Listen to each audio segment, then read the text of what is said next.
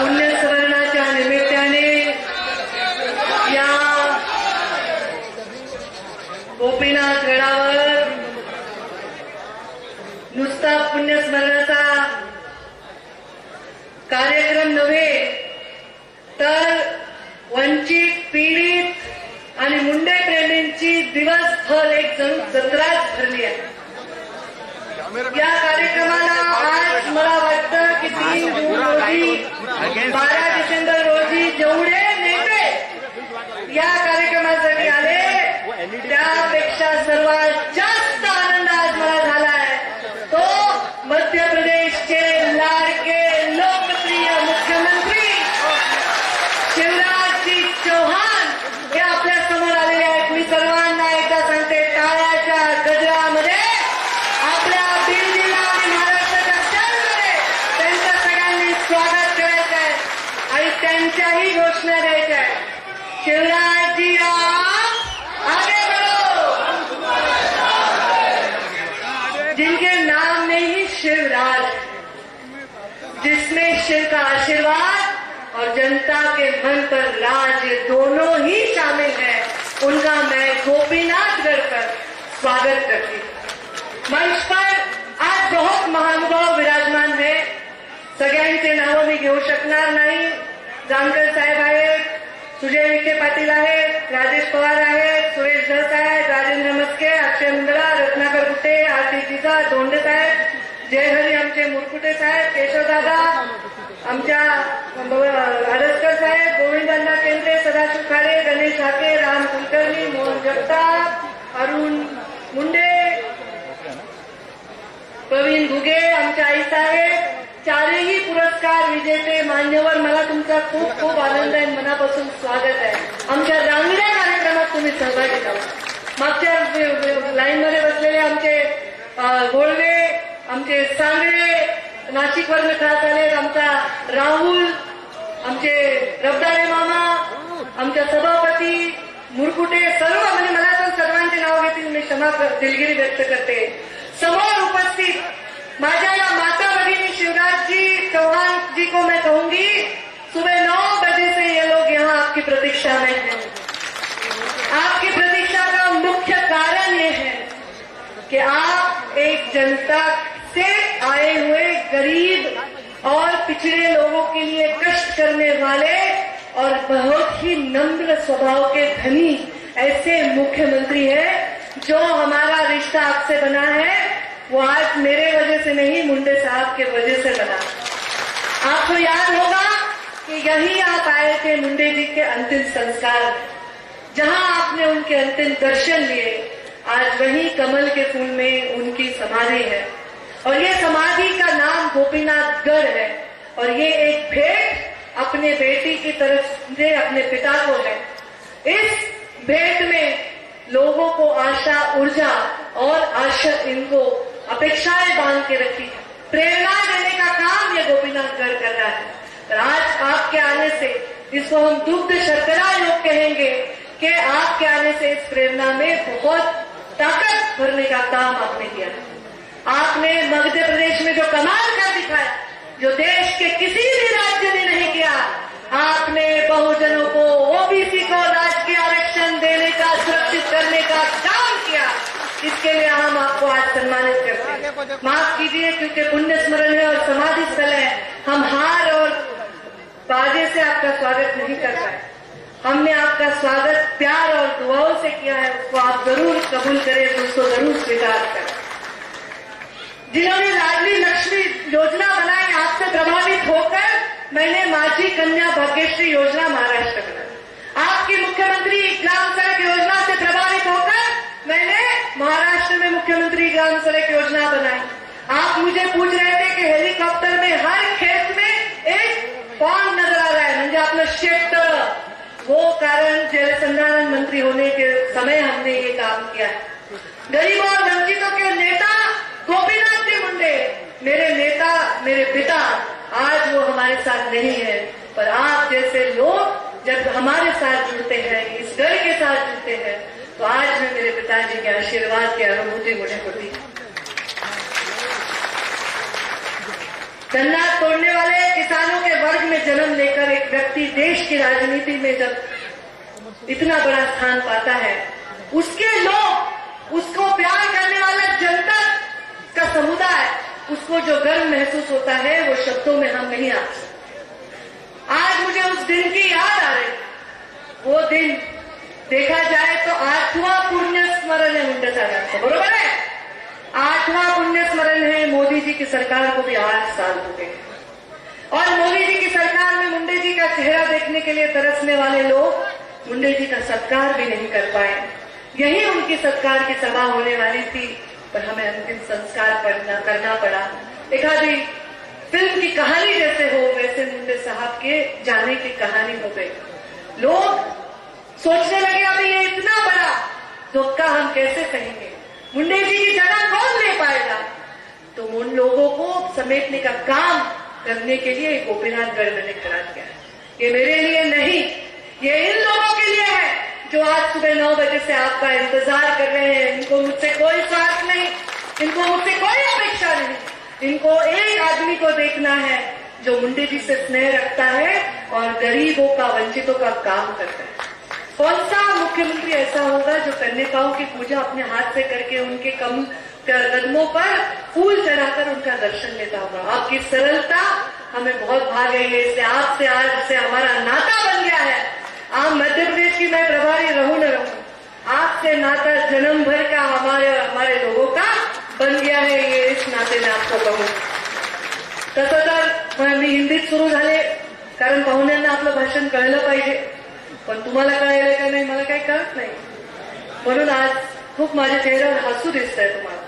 पुण्यस्मरणाच्या दिवशी गंभीर दिसणाऱ्या पंकजाताई आज काय हसतायत? मीडिया येऊन बसलाय सकाळपासून, ताई आज काय बोलणार आहे आणि त्या ताई काय बोलणार आहे याच्याकडे लक्ष त्यांचं लागून।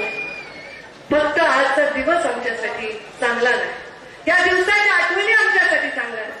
सूर्योदय पण कधी काळा असू शकतो का असं जर कुणी मला विचारलं तर 3 जून हा दिवस काळा सूर्य येऊन जन्मला असं जर मी म्हणले तर ते कमी ठरणार नाही, त्याच्यात खोटं ठरणार। रामायण, महाभारत, सत्संग, ढोक महाराजांचं कीर्तन आपण सगळं पाहिलं, पण या सगळ्या गोष्टीतून आपण काय घेतो हे महत्वाचं आहे। रामायण सांगतो धर्म आणि महाभारत सांगतं कर्म। भगवान राम धर्मात बघायला सांगतो आणि भगवान श्रीकृष्ण कर्म करायला सांगतो, पण कर्माशिवाय धर्म नाही आणि धर्माशिवाय कर्म नाही। धर्म म्हणजे हिंदू मुसलमान नसून धर्म म्हणजे मानवता धर्म। हे मुंडे साहेबांनी आम्हाला शिकवलंय, या संस्कारात आपण आणि म्हणून आज आमच्या शबीर बाईंचा आम्ही सत्कार केला। त्यांना मोदीजींनी, प्रधानमंत्रींनी पद्मश्री त्यांना दिली आहे। एका मुस्लिम बांधवांनी गोपालनाचं काम केलंय आताच्या महाराष्ट्राच्या या राजकारणामध्ये। हे उदाहरण तुमच्या गोपीनाथ गडाच्या मंचावर आहे माझ्या पत्रकार बांधवांनो, हे आम्हाला अपेक्षित आहे। आज सकाळी मी टीव्ही लावून भाषण बघत होते आणि राष्ट्रीय स्वयंसेवक संघाचे सर्वस्वी आमच्या मोहन भागवतांचं मी भाषण बघितलं। त्यांनी सांगितलं की आम्ही मुसलमानांच्या खिलाफ नाही, आम्ही त्यांच्या बरोबर आहोत, आम्हाला हा वाद नकोय। आता हा वाद मिटवायचा आहे आणि अशा सोशल वादांना मिटवण्याचं स्थान कुठलं असेल तर आपल्या मुंडे साहेबांचं हे स्थान। आज ज्या महिलांना प्रताडित केलं जातं, ज्या महिलांना कुठेतरी विकृतीच्या आधारे जाऊन त्यांना विकलं जातं, 4-2 रुपयाला लहान मुलींचा सौदा होतो, त्या मुलींसाठी काम करणाऱ्या प्रीती पाटकर आपल्यामध्ये आलेल्या आहेत। आज मला त्यांचं कौतुक करावंसं वाटतं, कारण समाजामध्ये स्त्रीची प्रताडणा करणं छत्रपती शिवरायांच्या महाराष्ट्रात कधीच मान्य होणार नाही। पण आता जी परिस्थिती बघितल्यावर अशा महिलांना ताकद दिली पाहिजे असं म्हणावं। लहान मुलांमध्ये काम करणाऱ्या वाघताई कौतुक करावं तेवढं त्यांचं थोडं, मी त्यांचंही मनापासून स्वागत करते। आणि वंचितांमध्ये जन्म घेऊन वंचितांना, गरीबाला मजुरीपासून उद्योजक बनवणाऱ्या कांबळेंचंही मी श्री कांबळेंचंही स्वागत करते, त्यांचे आभार मानते। जीवनामध्ये कर्म आणि धर्म एका हात घेऊन चालत असतं। धर्माने कोणी वाईट वागत असेल कितीही चांगलं कर्म करून जमणार नाही। अधर्म करून तुम्ही चांगले काम करतील, तुम्ही पुलं बांधताल, तुम्ही बंधारे बांधताल, तुम्ही रस्ते बांधताल, त्याच्यामध्ये कार्यकर्त्यांना पैसे खायला तुम्ही कुरण सोडून घेताल, असं नाही अपेक्षित आहे राजकारण्यांकडून। कर्म आणि धर्म एकत्र जायला पाहिजे, अशा प्रकारचं राजकारण केलं पाहिजे। जीवन जगताना सत्व, तत्व आणि ममत्व या 3 सूत्रांवर माझं जीवन आहे।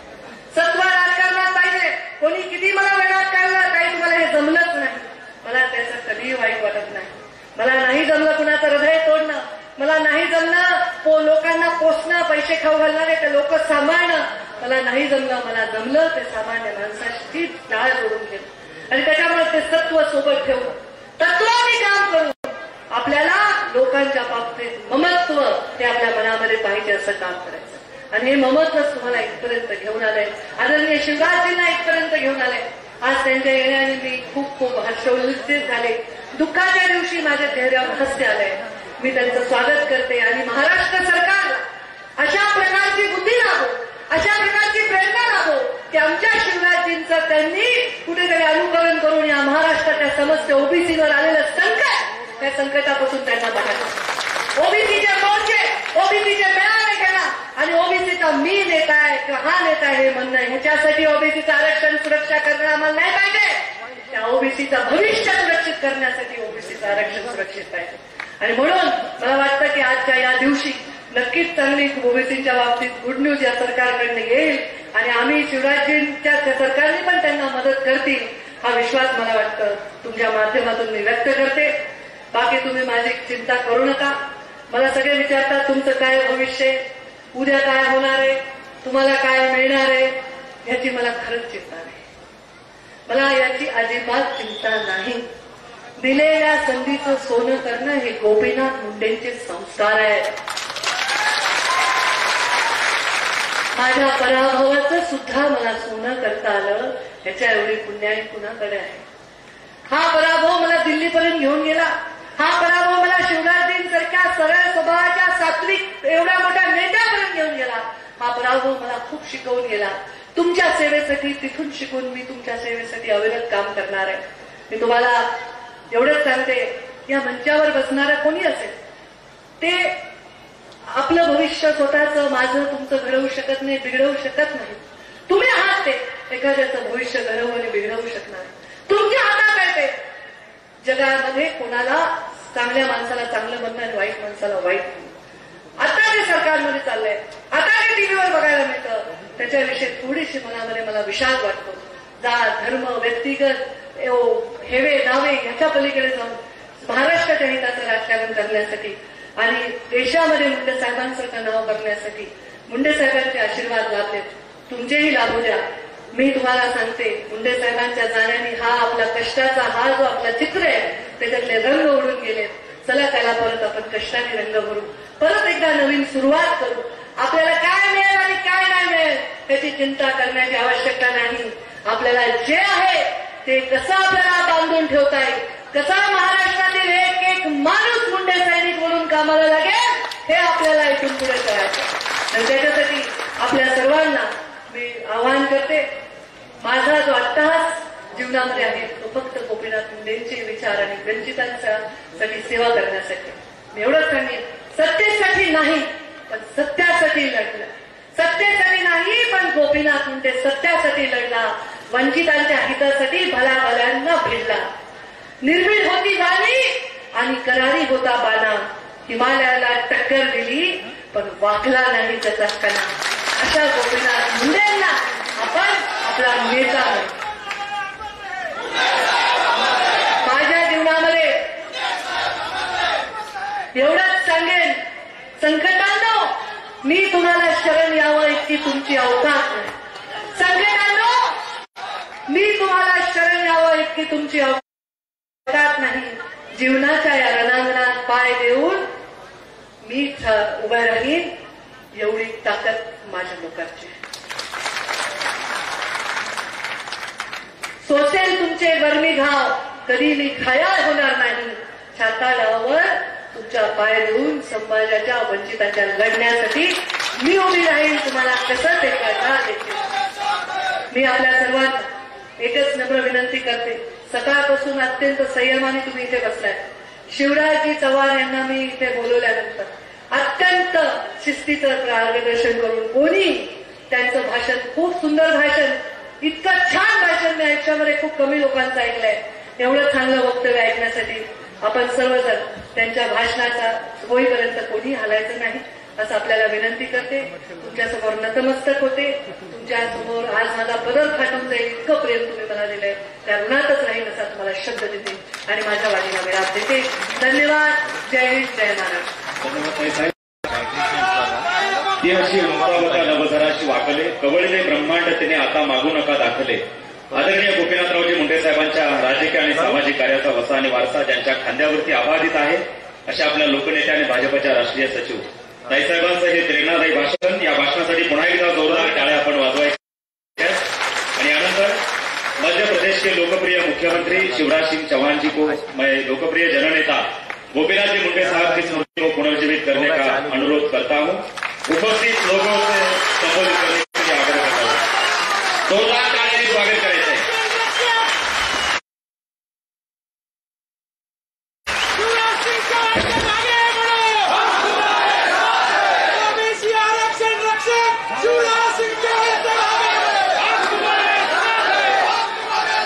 बोले भारत माता की, भारत माता की. अमर रहे, अमर रहे, अमर रहे, अमर रहे, अमर रहे, अमर रहे.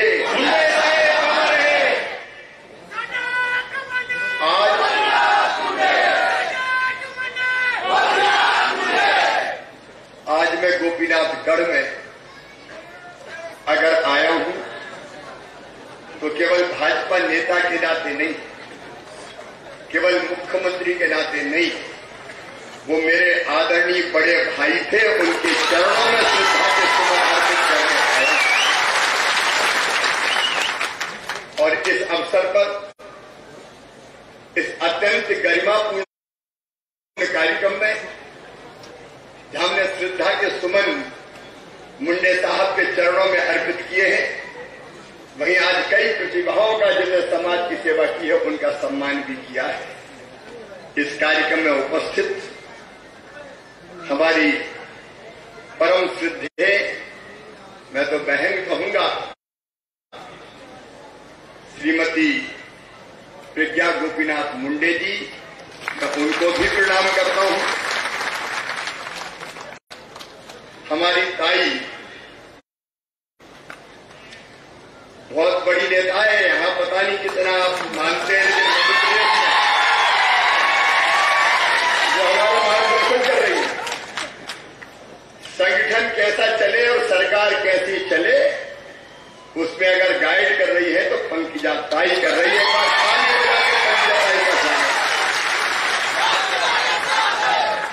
हमारी यशस्वी सांसद जो लोकसभा में आपकी आवाज बुलंद करती है और आपके सपनों को पूरा करने का काम कर रही है, हमारी, मैं रोक नहीं पा रहा हूं, मैं तो बेटी कहूंगा, हमारी बेटी प्रीतम ताई मुंडे जी. और यशा को मैंने इतना कभी देखा नहीं, लेकिन मुझे पता था कि यशा भी है और वो एडवोकेट मुंडे साहब के नाम को आगे बढ़ा रही है हमारी बेटी यशाश्री जी, आदरणीय सुजय पिखे जी, महादेव जानकर जी, सुरेश, आदरणीय सुरेश जी, राजेश पवार जी, रत्नाकर गुडे जी, आर.पी. देशमुख जी, भीमराव धोड़े जी, बाला साहब मुरकुटे जी, मुरकुटे जी, अभी मैं नित्यादन करता हूं, माफ कीजिएगा मुझे, अक्षय मुद्रा जी, राजेंद्र मैस्के जी, आज जिनको हमने सम्मानित किया है मैं उनका स्वागत करता हूं. पद्म श्री मिलित जी कामले, सब्बीर भाई आपको अनुभूत है बिल्कुल, एक बात ताली बजा के इनका भी स्वागत करें, गोपालन के काम में लगे हुए. प्रीति जी पाटकर जी जो प्रेरणा बन गई है, कविता जी, आदरणीय मंच और इस अवसर पर उपस्थित मेरे सभी बहनों, भाइयों और भांजे भांजियों, मैं मध्य प्रदेश का मामा हूं तो महाराष्ट्र के बेटा बेटी का भी मामा ही हुआ. और वैसे मेरा महाराष्ट्र से बहुत गहरा रिश्ता है.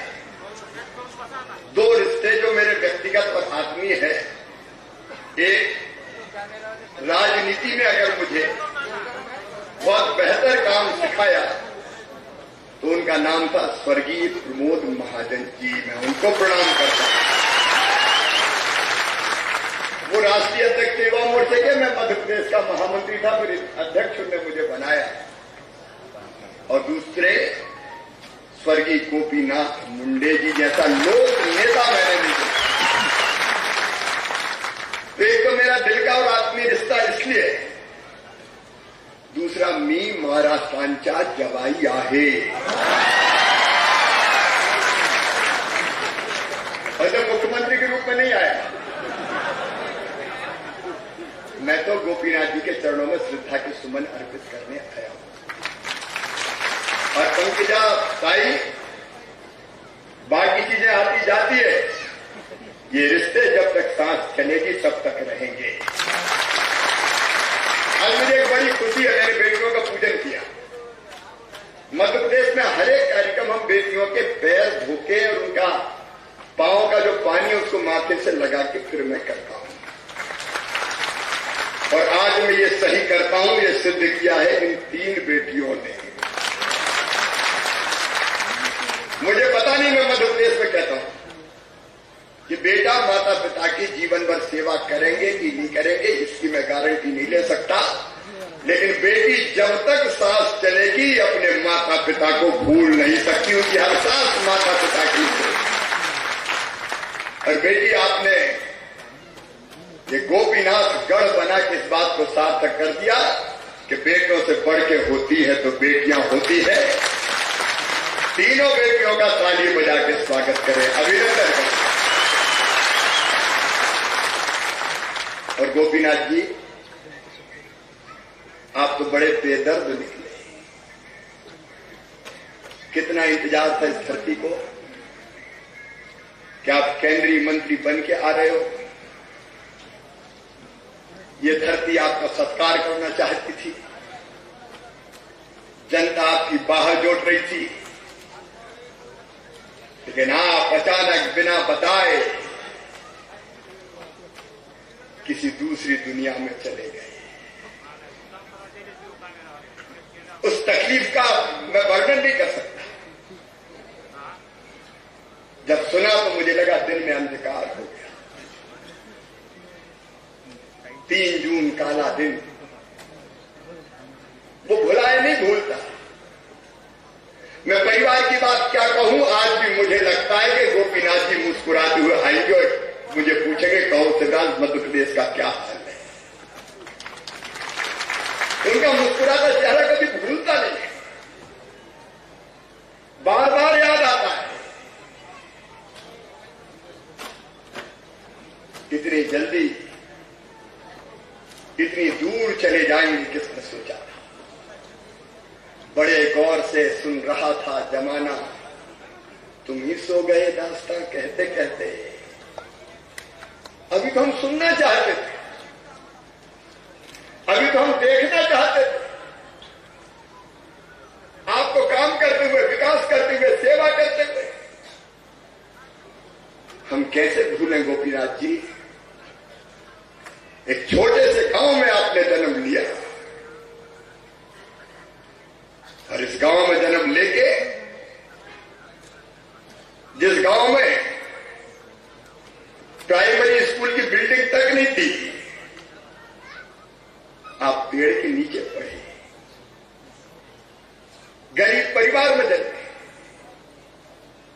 गरीबों के दुख को आपने आंखों से देखा और उसी दुख को दूर करने की प्रेरणा आपको राजनीति में खींच के ले आई। आप जानते होंगे, अरे इंसान तो इंसान, अगर गाय बैल पशुओं को भी जरूरत पड़ी तो उनके शिविर लगा के, वहीं खटिया लगा के, वहीं नहाना, वहीं धोना और उनकी सेवा करने का काम किया वो स्वर्गीय गोपीनाथ मुंडे। कौन करता है इतना, कोई बताए।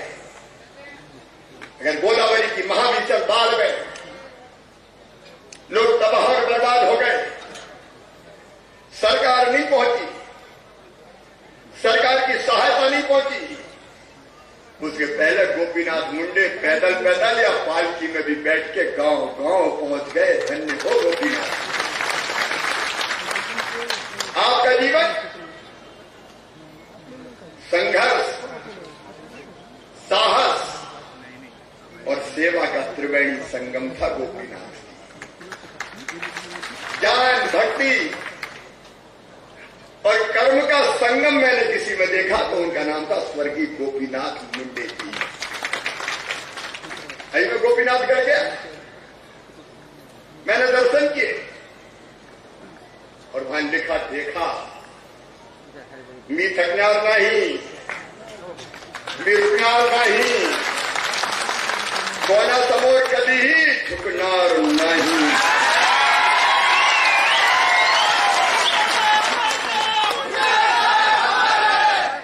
ये गोपीनाथ मुंडे छात्र जीवन में सक्रिय हो गए। आपातकाल का विरोध किया।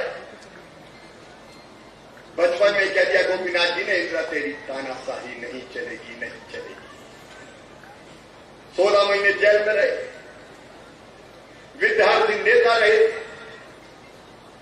और जिस दिन भारतीय जनता पार्टी का जन्म अटल जी के नेतृत्व में हुआ 1980 में, उसी साल युवा मोर्चे के महाराष्ट्र के अध्यक्ष बन गए और वे भारतीय जनता पार्टी के सबसे युवा अध्यक्ष गोपीनाथ। पूरे महाराष्ट्र को छान मारा, गांव गांव, हर जिले में, हर कस्बे में। मैं आज गर्व के साथ कहता हूं, भारतीय जनता पार्टी का अगर ये संगठन खड़ा है तो दो लोग जिनने देश की राजनीति को भी प्रभावित किया है। एक प्रमोद महाजन जी, जिनके चेहरे में तेज और पानी में ओझ, उन जैसा वक्ता मैं अटल जी के बाद प्रमोद जी को सर्वश्रेष्ठ वक्ता मानता हूं। इतना बढ़िया बोलते,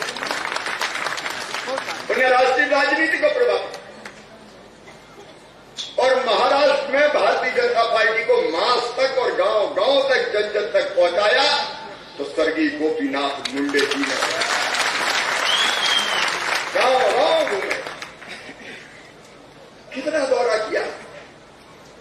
उनकी लोकप्रियता मैंने देखी। संघर्ष यात्रा निकाली, नेता प्रतिपक्ष बन गया वो 92-93 में, और नेता प्रतिपक्ष बन के संघर्ष यात्रा के माध्यम से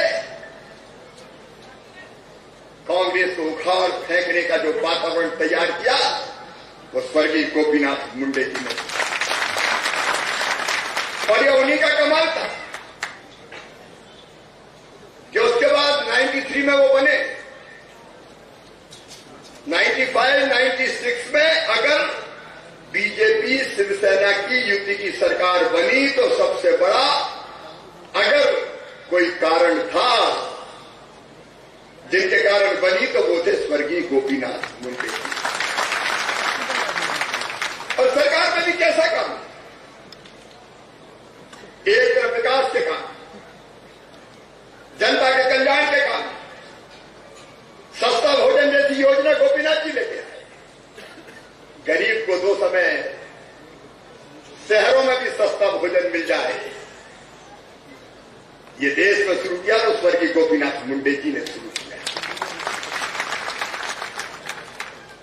और गुंडों का कहते थे अंडरवर्ल्ड, इतना दबदबा था कि वो तो पकड़ते हैं और छूट जाते हैं, पकड़ते हैं और छूट जाते हैं।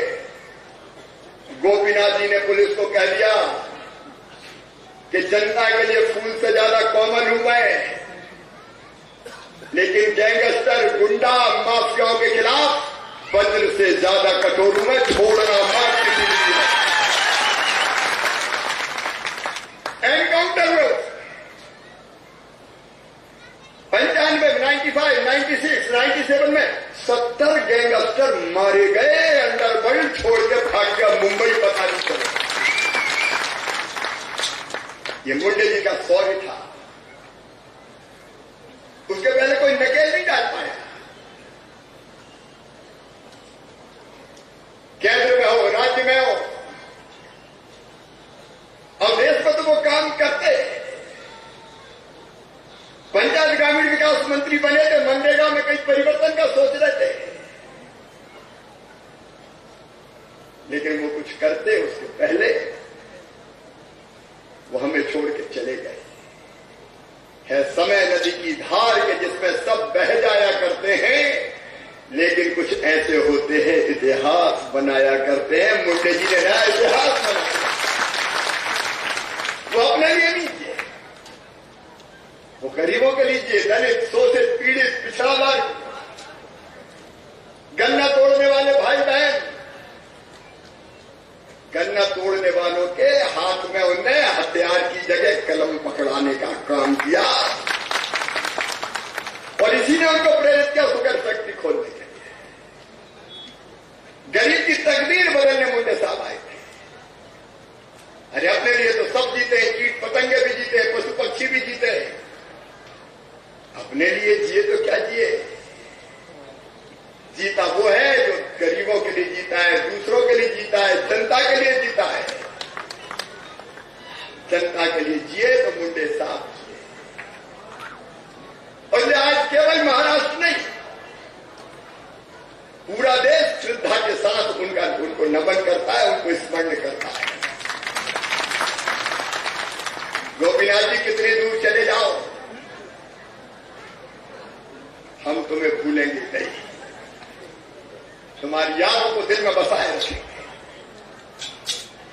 तुम्हारे कामों को आगे बढ़ाने की कोशिश करते रहेंगे। और जाके कि पंकजा हो, प्रीतम हो, यशा हो या कार्यकर्ताओं की ये फौज और टीम हो, नेता हो हमारे, ये सब आपके काम को गांव गांव पहुंचाने का काम करेंगे। आपके काम रुकेंगे नहीं, छूटेंगे नहीं, हम आगे बढ़ाने का संकल्प लेते हैं। और वो कहता है हमारे पीछे है। मुझे तो वो पंकजा में भी दिखाई देते, प्रीतम में भी दिखाई देते, ऐसा ही आप कार्यकर्ताओं में दिखाई देते। वो अपने काम के कारण जीवित रहेंगे। और वैसे भी हाथ में आजार हमारे ये मत भूलना, शरीर क्षणभंगुर है, नास्तान है, आज है कल नहीं रहेगा। लेकिन गीता कहती है नैनम चिंतन्ति शस्त्राणि नैनम दहति पावकाना चेत के लिए जनता को न सोचे तुम मारूंगा। इसे शस्त्र नहीं काट सकते, आग नहीं जला सकती, पानी गीला नहीं कर सकता, हवा सूखा नहीं सकती। अजर अमर अविनाशी शास्त्र सनातन चितन और सच्चिदानंद यानी सच्चिदानंद, यह है वास्तविक स्वरूप आत्मा का। और उस रूप में तो आप हमेशा हमारे बीच हैं। हम आपको देख के काम करते रहेंगे, लेकिन इतनी प्रार्थना जरूर करेंगे गोपीनाथ जी कि हो सके तो फिर लौट के आपका इंतजार रहेगा। फिर एक बार उनके चरणों में श्रद्धा के सुमन अर्पित करता हूं। अभी पंकजा जी ओबीसी रिजर्वेशन की बात कर रही थी। मैं गोपीनाथ जी की प्रेरणा से कहता हूं, अगर दिल में संकल्प हो, हृदय में तरफ हो, गरीबों को न्याय देने की चाहत हो, ओबीसी का दर्द हो, तो उद्धव ठाकरे जी रास्ता निकल ही जाता है। मध्य प्रदेश में भी आरक्षण खत्म। अचानक हम चुनाव की तैयारी कर रहे थे, अचानक फैसला आया कि ओबीसी के बिना ही चुनाव होंगे। तब विधानसभा का सत्र चल रहा था। मैंने विधानसभा में खड़े रह के कहा था कि चाहे कुछ हो जाए, ओबीसी रिजर्वेशन के चुनाव, ओबीसी रिजर्वेशन के बिना चुनाव नहीं होंगे, नहीं होंगे, नहीं होंगे। कोई हमें सहयोग करे तो उसके साथ, कोई सहयोग ना करे तो उसके बिना, और कोई विरोध करे तो उसके बावजूद ओबीसी आरक्षण की लड़ाई में लड़ूंगा, ये मैंने संकल्प लिया। हमने कोर्ट में माननीय सर्वोच्च न्यायालय में तथ्यों और तर्कों के साथ पक्ष को रखा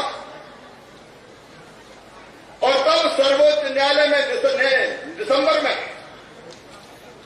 दिसंबर 2021 में फैसला दिया कि ट्रिपल टेस्ट के साथ की बात होगी, आप पहले ट्रिपल टेस्ट के आधार पर, केवल संख्या के आधार पर रिजर्वेशन नहीं होता। आप ट्रिपल टेस्ट करो और उसमें अगर ये देखेगा कि ओबीसी को आरक्षण देना चाहिए तो हम विचार करेंगे। और उस समय भी चुनाव ना हो, ओबीसी के बिना मैंने कोई कसर नहीं छोड़ी। कांग्रेस की सरकार 2019 में थी, उन्होंने जो बाढ़ों का डिलिमिटेशन किया था उसको मैंने 20 में बदल के अपने हिसाब से किया था, क्योंकि कांग्रेस ने बहुत बार बिगाड़ दिया था। लेकिन मैंने कहा चुनाव नहीं हो, इसलिए मैंने 20 के डिलिमिटेशन को रद्द करवा दिया और मैंने कहा कांग्रेस के ही रिजर्वेशन पे चुनाव होंगे, तो चुनाव रुक गया। चुनाव होने का सवाल नहीं था, फिर से डिलिमिटेशन होगा, वो हाथ राज्य सरकार, वो काम राज्य सरकार का हाथ। और फिर हमने बनाया ओबीसी आयोग, और ओबीसी आयोग के अध्यक्ष गौरीशंकर बिसेन और उनकी टीम ने ट्रिपल टेस्ट के हिसाब से, कोर्ट की मंशा के हिसाब से गांव-गांव हमारी टीम गई, आयोग के सदस्य गए और पूरे प्रशासन को मैंने लगा दिया इसी काम में कि आंकड़े निकालो, केवल संख्या के आधार पर नहीं। ओबीसी एक आर्थिक पिछड़ापन, सामाजिक पिछड़ापन, शैक्षणिक पिछड़ापन और राजनीतिक प्रतिनिधित्व में जो पिछड़ापन है उसको हमको सिद्ध करना था। अब यहां की सरकार जगी नहीं, मैंने दिन और रात एक कर दिया, 4 महीने चैन की सांस नहीं ली और 4 महीने में आयोग ने अपनी रिपोर्ट बना के दे दी कि ओबीसी की स्थिति ये है। आयोग की रिपोर्ट आई, वो रिपोर्ट आयोग ने मुझे दी और तथ्यों के साथ आयोग ने कहा कि 35% ओबीसी को रिजर्वेशन दिया जाना चाहिए। अब फिर कोर्ट में मामला कांग्रेस से गई। एक बार फिर माननीय सर्वोच्च न्यायालय ने महाराष्ट्र में तो डांट लगाई, हमने भी उनके साथ कह दिया क्या ट्रिपल टेस्ट का इंतजार नहीं करेंगे, चुनाव होगा बिना ओबीसी के। मेरा दौरा था अमेरिका का, जर्मनी का, इंग्लैंड का और दावोस मुझे जाना था वर्ल्ड इकोनॉमिक फोरम में बोलने। मैंने तुरंत विदेश दौरा रद्द किया और संकल्प ले लिया चिड़िया की आंख की तरह केवल ओबीसी को आरक्षण दिला के ही चैन की सांस लेना है। मैं गया दिल्ली, हमारे solicitor general, additional solicitor general, विधि विशेषज्ञ, जितने बड़े वकील हो सकते थे, ओबीसी का वकील अलग, चुनाव आयोग का वकील अलग, सरकार का वकील अलग, ओबीसी समाज का वकील अलग, जितने बड़े बड़े हो सकते थे सबको खड़ा किया और ऐसे खड़ा नहीं किया। रात भर बैठ के ब्रीफिंग मैंने दी, ब्रीफिंग कि ये तथ्य हमारे पास देखो, ये तथ्य ये कोर्ट के सामने रखो।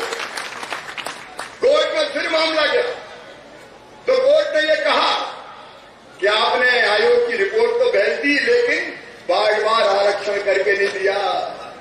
मैंने कहा 1 दिन का टाइम दो, 1 रात में कर दूंगा मैं, सारे तथ्य हमारे पास। 1 रात में महाराष्ट्र के बहनों और भाइयों सुनो तर्स कैसी होती है।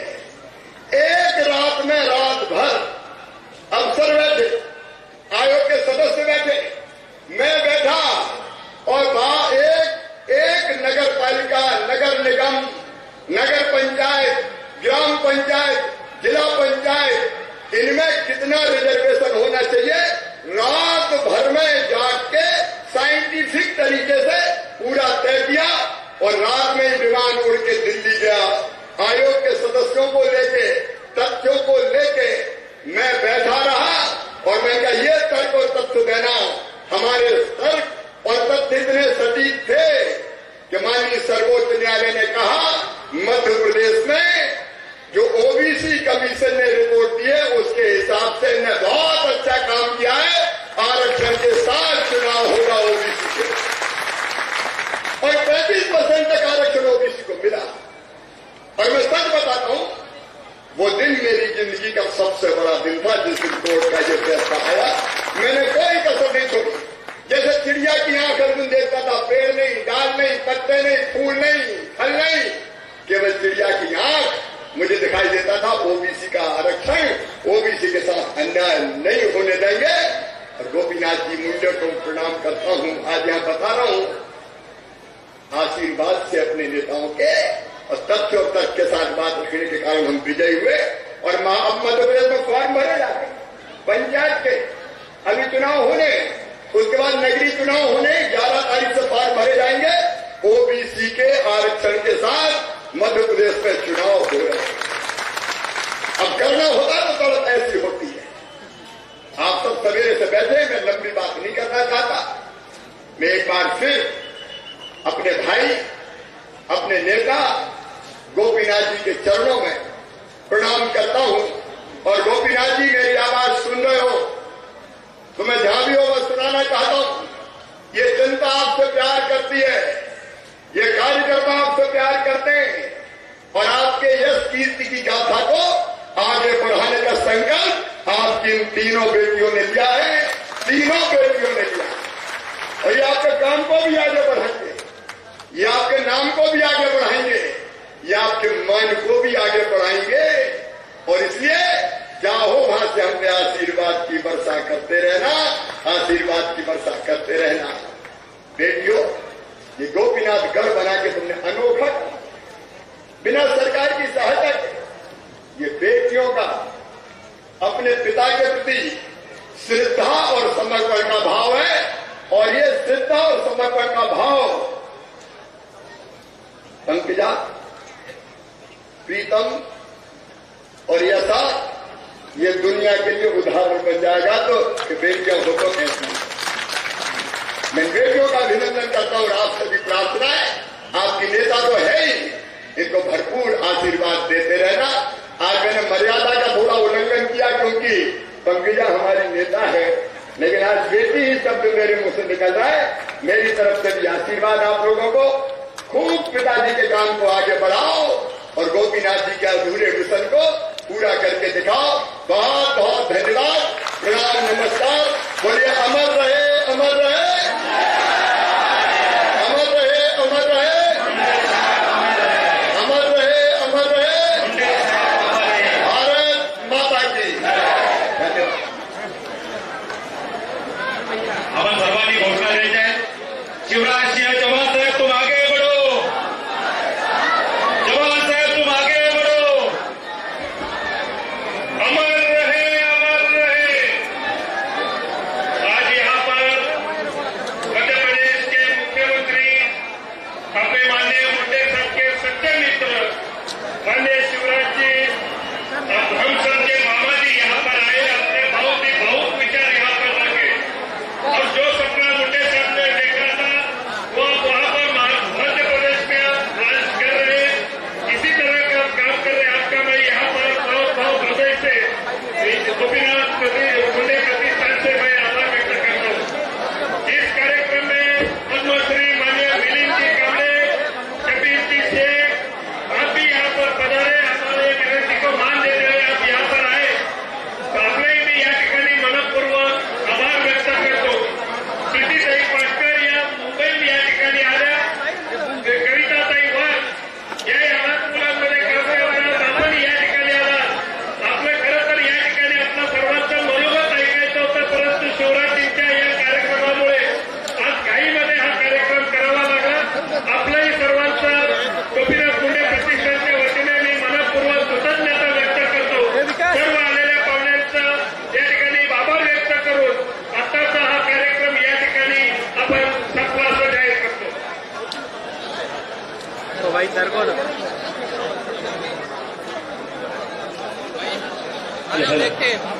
सर्वांना विनंती आहे, सर्वांनी पुढे जायचं आहे। मध्य प्रदेशचे मुख्यमंत्री माननीय शिवराज सिंह चौहान साहेब यांनी या ठिकाणी लोकनेते गोपीनाथरावजी मुंडे साहेब यांच्या आठवणींना उजाळा दिलेला आहे। आपण सर्वजण मोठ्या संख्येनं उपस्थित राहून साहेबांना अभिवादन करण्यासाठी आणि त्यांचे विचार ऐकण्यासाठी आपण सर्वजण उपस्थित राहिला। सर्वांचे मनपूर्वक आभार। आपल्या सर्वांच्या लाडक्या नेत्या माननीय पंकजाताई साहेब मुंडे आणि गोपीनाथ मुंडे प्रतिष्ठानच्या वतीनं आपल्या सर्वांचे मनपूर्वक धन्यवाद आहेत। आपल्याला विनंती आहे, समोर गर्दी करू नका, प्लीज सर्वांनी सहकार्य करायचं आहे अशी आपल्याला विनंती आहे।